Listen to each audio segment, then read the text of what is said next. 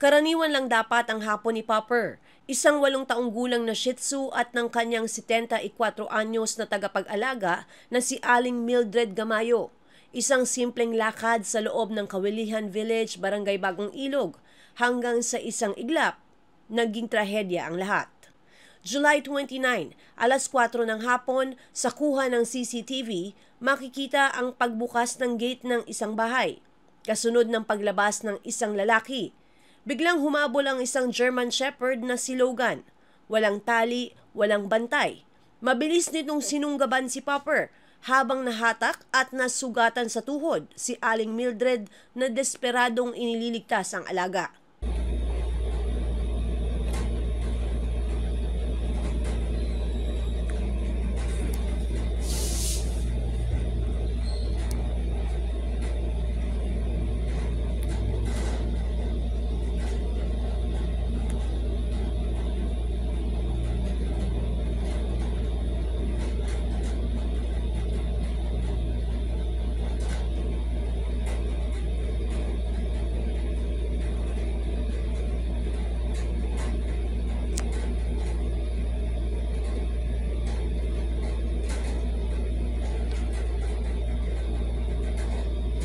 Sa tindi ng pinsala, naparalisa si Popper at makalipas ang ilang araw ng gamutan, August 7, binawian na siya ng buhay. Ayon kay Andrew Wihangco, kamag-anak ng may-ari ni Popper, hindi ito ang unang insidente na kinasasangkutan ng mga alaga mula sa parehong bahay na umano'y may siyam na German Shepherd. Nag-walking kami paghapon. Si Manang, dala niya yung Shih Tzu. Ako naman, dala ko yung Chow Chow namin. July 29, around 4 p.m. Dito sa Kalayaan Street, sa Kawilihan Village. So, nagkahiwalay lang kami nun kasi umulan, nagambon. Kaya na-tsempuan sila dun nung German Shepherd. Actually, 3 times nangagat ng aso yun na iba at 1 time nangagat naman ng tao talaga. Yung isang second time na nagat ng aso, nakasampa lang sa kotse yung lady, kaya hindi siya nainabutan. So, nakita naman niya isang Shih Tzu rin na nakagat niya. Wala siyang leash. Lagi nakakawala yun kasi pinakakawala nila sa area nila. So, pag binubuksan nila yung gate nila, doon nakakalabas yung aso. Lakad na kami galakad.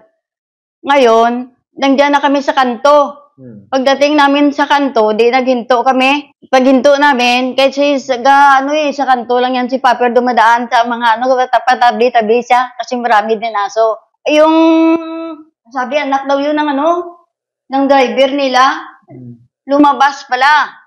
Ngayon paglabas siya, yung malaking pintuan pa naman ang binuksan niya, nandyan kami sa gilid ng nasa gutter ng Kaya pala, ang motor na yun nga nakaparking sa kanya pala yun ang isa. Ngayon, pinuntahan niya ang motorya. Ngayon, ang aso, nagsunod sa kanya, di tuloy-tuloy din sa motor, yun, nakita ya kami. Kaya kinagat siya kaagad si Popper sa dito sa ulo. Tayo hila si Popper, Ngayon, hawak yung tali ni Popper. Tapos hanggang nga nakaluhod ko, at saka ito sa gutter. Hindi ko na kaya dahil malaki. Tapos maya-maya umalis yung lalaki na yon, nagtawag yata doon sa bahay nila. Pagbalik pinhila yung lugan na yon, yung aso nila. Hindi man magsama si lugan sa kanya kaya dahil bisita lang siya, hindi siya kilala. Ako hawak ko si Popper, kagat doon yung aso nila. Dito talagang yan ni Popper dahil simple kagat siya, mahaba pa naman ang ngipin niya. Ayun, ganyan niya pa si Popper. Ayun, sabi ko, ay, kuya nga, kinaso, patay na yata dahil umiiyak na si Popper hindi ko man dahil hindi pagbitawan ng aso.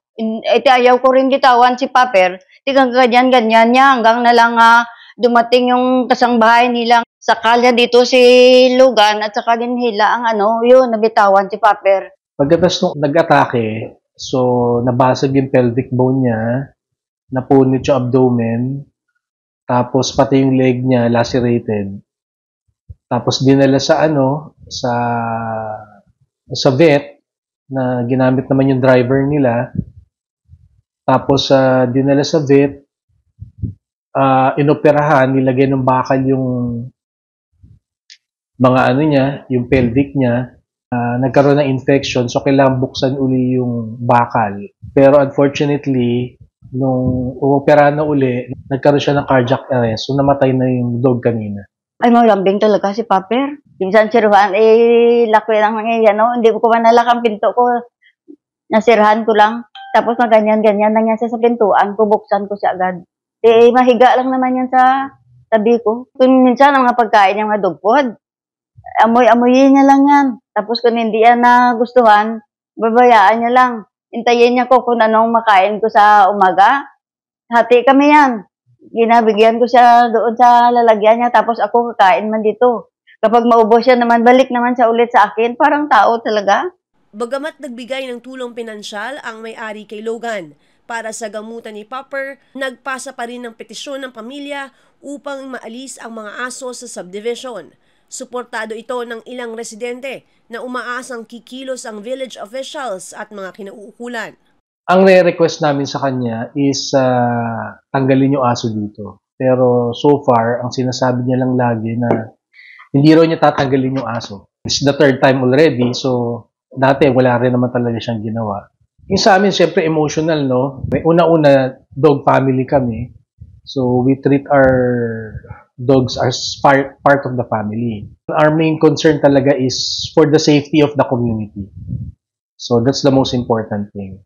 Kaya we set a petition ongoing right now sa mga villages. Marami na po sa mga mga neighbors namin na nagpumirma para ma-remove yung dogs nilang lahat. Actually, they have around 9 German Shepherds, which is not normal for one household. Sa Homeowners Association, verbally na-report namin, pero according to the President, there's no reaction regarding the matter. So we're sad about it because according to one of our neighbors, this also happened with the Valle Verde incident with her sister.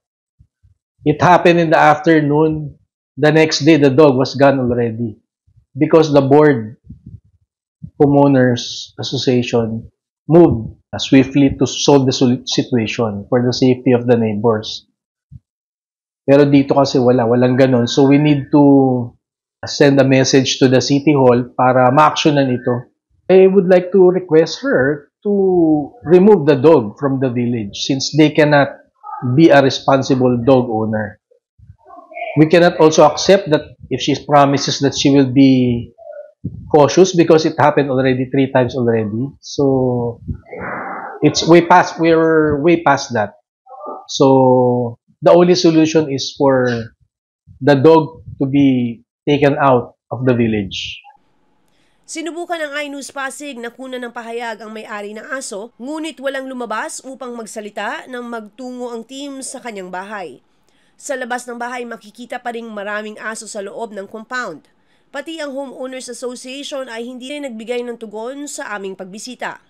Panawagan ngayon ng kampo ni Popper na tulungan sila ng lokal na pamahalaan lalo't nananatili umanong walang aksyon mula sa HOA officials. And I'm calling Pasig City Hall. I know there are laws regarding animals for their welfare, also for animals or dogs that are violent, not trained, especially a German Shepherd is not a normal kind of breed of dog that when you have a pet like that, you must know how to train it.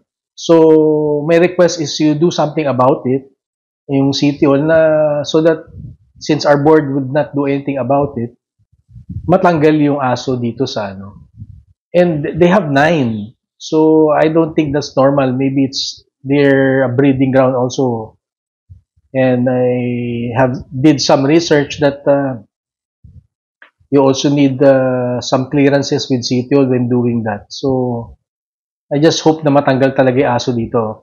Kasi lahat ng neighbors namin na mga nakakausap ko, natatakot na ngayon mag-exercise, maglakad. Or iiwasan na yung harap ng bahay nila. Yung bahay nila nasa gitna ng village. Ang hirap mag-maneuver dun sa wala nang safety, wala nang peace of mind yung mga tao dito sa village. Sa ngayon, bukas ang iNews Pasig sa anumang pahayag mula sa may-ari ng aso at pamunuan ng Homeowners Association. Ako si Luan Peñano para sa latest ng iNews Pasig. Balita, Buhay, Pasigueño.